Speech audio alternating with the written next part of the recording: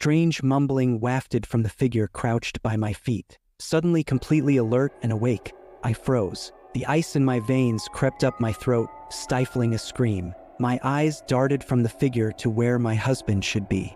All I saw was our bedsheet. My gaze slid from the empty space by my side to the muttering figure. My blood warmed and my muscles relaxed. That figure was my husband. I opened my mouth to call out to him, but something stopped me. It was the discomfiting way his head was tilted, or the odd slouch of his shoulders. Maybe the bizarre incantation he was reciting. But I knew something wasn't right. A tense calmness settled over me. That's the way I get whenever I'm in real danger.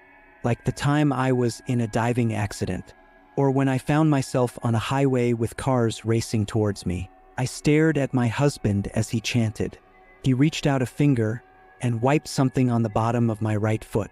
I had to clamp my whole body down to not react to the shock of the sudden cold, viscous liquid that he wiped on my foot.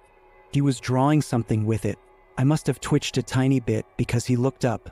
My eyelids flew shut, and I prayed that he didn't see them close. Nothing happened for a few moments, and his chanting never stopped. Then I felt the same cold liquid on my left foot. I kept my expression blank, as if soundly asleep. I didn't dare open my eyes for a long time after. He must have chanted for another half an hour. The whole time I kept absolutely still, except for a few slight shifts which I thought would mimic the natural movements of sleep. I felt him settle down back by my side after the chanting stopped. I could see the light flare up on his phone screen through my eyelids. Hear him tap on his phone, typing something. Then he was still, and after a while his snores started up. I didn't sleep a wink. By the time his alarm rang, my urge to pee was overwhelming. I pretended to stir at the sound of his alarm, and forced a sleepy smile when he planted a kiss on my forehead. He took forever to get ready. I ached to move, to open my eyes, to see what the hell he had drawn on the soles of my feet. I needed to research the sounds of the chant that I had memorized, try to figure out what language that was and what he was saying. More than anything else, I really needed to pee. The moment his key turned in the lock, I sprang up from the bed. I made sure to still be quiet, though, in case he was listening at the door. I'm glad to say I made it to the loo. Next thing I did was to check the bottoms of my feet. I breathed a sigh of relief when I saw that he had not drawn pentagrams. He had drawn a spiral swoop with a slash through it. Some other details I couldn't make out. Clicked in my head then. The annoying dirt I'd washed off my feet the past few weeks. Every few days, I'd step into the shower and see puddles of rusty brown ooze from my feet into the water collected in the shower area.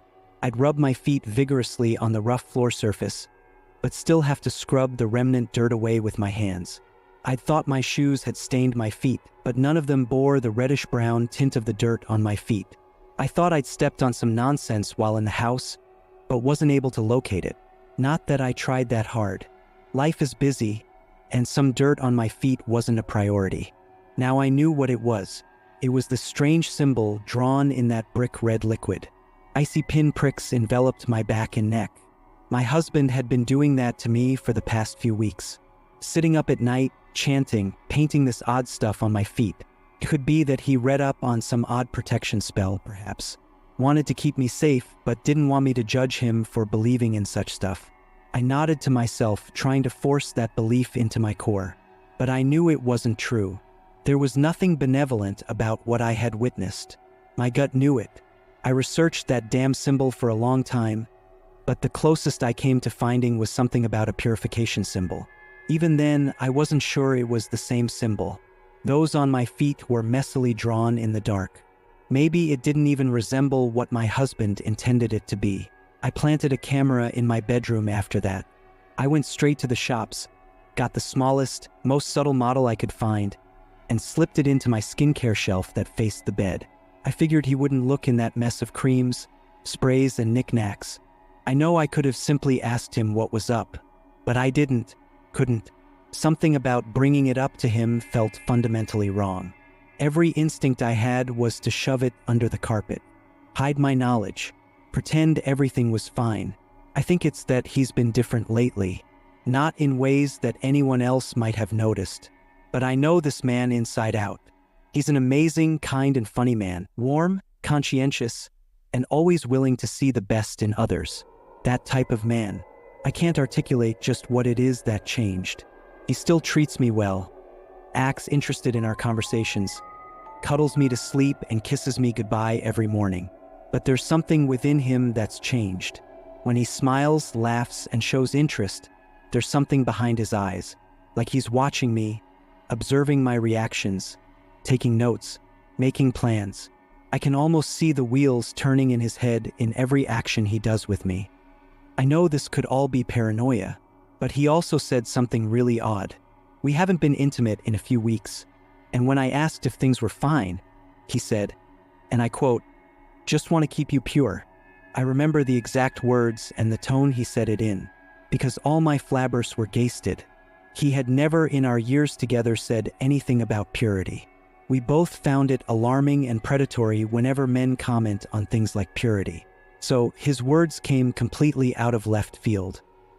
He must have seen the gasted flabbers on my face then, for he immediately backpedaled, tried to laugh it off, said it was a joke, just to push my buttons. But I don't think he was joking. I thought I was going crazy, or that it was the stress getting to him, changing him. But I honestly felt like the husband I knew was somewhere I couldn't reach, that he wasn't the man I loved anymore. It was a really good imitation, but it wasn't him. I kept telling myself I was thinking too much, that my intuition was way off. But now I know something really is wrong. The next time he did that odd ritual was 2 days after I had the camera installed. I didn't need the camera though. I was wide awake. My sleep at night has been almost non-existent. I snatch quick naps throughout the day when I'm not around him, like at the office toilet, during lunch, on the bus back. He had just painted that cold damn liquid on my right foot when I pulled my foot back, pretending to be repositioning myself in sleep. The cold droplets dripped down my foot, and he cursed, breaking the chant. Then he went back to chanting, more feverishly than before. I cracked my eyelids open for the merest fraction. Every muscle in my body froze. My husband's head was lifted this time, and I caught a clear glimpse of his face. His eyes were rolled back and the whites of his eyes met my gaze. His skin was a pale gray pallor, nothing like the healthy tan skin of his. I choked down the scream and forced myself not to react. I willed the same tense calmness back, and thankfully, it glided over me in a rush. That was when he crawled up over me. My eyes were shut as naturally as I could make them. I made my muscles untense and counted down from 99 in my mind. That alone saved me from hitting out, from screaming my head off, from sprinting from the bed. I kept still as he crawled up until I could sense his breathing on my face.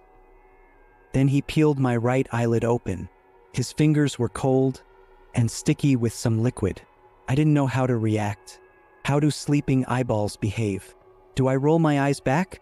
Thankfully or not thankfully, I didn't have to do anything before something cold dripped into my right eye. I flinched involuntarily, but immediately, I made it seem like a natural reaction one would make in sleep. I let out an uncomfortable moan to sell the point. The liquid didn't burn. There was a tingling sensation in my right eye, but that was it. He seemed to buy that I was asleep, for he then peeled my left eyelid open. This time, when the drop hit my eyeball, I twisted aside, roughly. I felt a sudden cold on my side and heard him hiss. Even in that quiet hiss, I could hear his rage. I realized whatever had been holding his damn liquid had toppled by my side. The liquid was seeping up my shirt, spreading. I groaned and flipped onto the other side as if disturbed but still very much asleep. I could hear his panic in the flurry of his movements. He wiped off the liquid seeping from my eyes and left the room. The minute the door closed, I rubbed frantically at my eyes, trying to rub out every last drop of that goddamn liquid. I heard his footsteps and immediately dropped back into bed. He entered the room and I stayed quiet still. Suddenly, a cold liquid poured down the side of my shirt, where he had previously spilt whatever liquid that was on. He swore aloud. I sprang awake this time. There was no way I could fake sleeping through that. The lights flickered on, and I shielded my eyes, ready to bolt.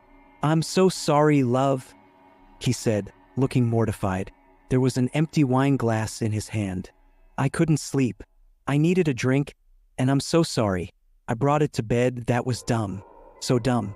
I wasn't thinking. I was half asleep. I'm sorry. I spilt it all over you. All over the bed. I gaped at him, speechless. I glanced down at myself and the bed.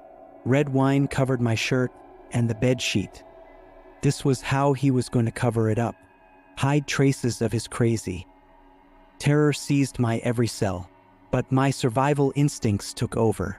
I faked being upset. Why would you bring wine onto the bed? Everything's stained. This will take forever to wash out. My favorite Snoopy shirt.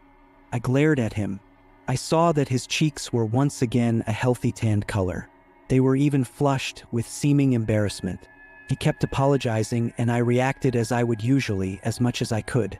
In a few minutes, I told him it was fine, just a mistake, and that if he took care of cleaning the bed and the bedsheets, all was good. I went back to sleep after changing out. Or so he thought. I could hear him typing away, texting, or whatever it was after he had settled back into bed. Who the hell was he texting? I was wide awake the whole night, once again. All the way until he left in the morning. This time, there was no urge to pee. Just a deep pool of iciness within my chest. Once he was out of the house, I checked the camera footage. The night vision was great, so I saw everything clearly. Everything did happen as I had experienced it. I wasn't crazy. The crouching by my feet, the painting of the liquid, even the part where he crawled up to drip the liquid in my eyes. But one thing was different, or new to me at least. Right before he dripped the liquid into my right eye, he looked straight at the camera. His eyes met mine through the camera lens, and the corners of his mouth crept upward. His lips parted in a replica of a smile. Then his head snapped back down, and in dripped the liquid. I swiped the footage shut. I packed my essentials then. Passport, ID, cards, cash, a few sets of clothes, basic necessities. I'm sitting here in the living room with my duffel bag. I can't bring myself to leave. I tried. I was almost out the door, but somehow I just couldn't take the step out. My feet were rooted to the ground. The love I feel for this man just surged through me. It crushed my certainty that I needed to leave. It reminded me of everything he had ever done for me. Tides of love and loss crashed over me. Whatever he has become, he is all the family I have. He is the love of my life. Or was. I don't know. I can't leave him. He needs help. Medical help, an exorcist, whatever it is, he needs help. I can't leave him. We made vows. I have to stay. I don't know why, but I know I have to. I can't leave him. But I'm so scared. I'm so fucking scared. I've never been this helpless before. What should I do? What can I do to bring back the man I knew? The man I love? What is he planning? This version of him, this strange person I no longer recognize. What does he want? Is it really something to do with purification? Purifying me? For what? If someone out there knows something, anything about what this could possibly be, if you have any ghost of a suggestion that could help, please tell me. Please, because I really don't think I can leave.